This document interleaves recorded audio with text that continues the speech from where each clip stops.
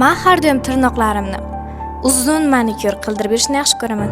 Qoshimni ham, kiprigimni ham eng yaxshi salonda qildiraman. Bir oyda bir marta labimga ham botoks olaman. Bu narsalar uchun umuman o'zimdan pul ayamayman.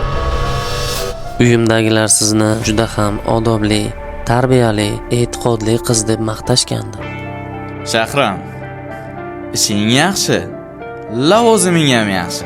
Formalada, galstuklarda yurasan-ku, lekin bitta narsa, qizlar kimni tanlaydi? Tan ol. Men bilan gaplashadi, men bilan. Hech kim menchalik ko'p qizlar bilan gaplasha olmaydi. Endi aytchi, kim zo'r? Sinfdosh, ko'rishmaganimizga ham ancha bo'ldi. Bitta ichamiz, ha? Ofitsiant, ovqatgacha zo'ridan olib kel. Yo'q, do'stim, men umuman ichmayman. Hali ham shunaqa zerikarlimsan? Bo'pti, olib kel, o'zim ichaman. Xo'p.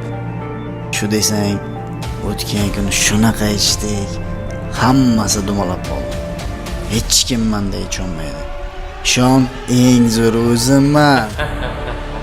Bu pullar qayerdan kelgan? Do'stim, sen ham yuribsan-da buxgalterman deb. Men istagan pulimni istagan joydan o'zimga ajratib olaman. Buni hatto rahbarlar ham sezmaydi. Xohlasang, senga ham o'rgataman. Yo'q, kerak emas. Siz maqtanayotgan narsalar aslida sizni jarlikka itarmayaptimi? Early this morning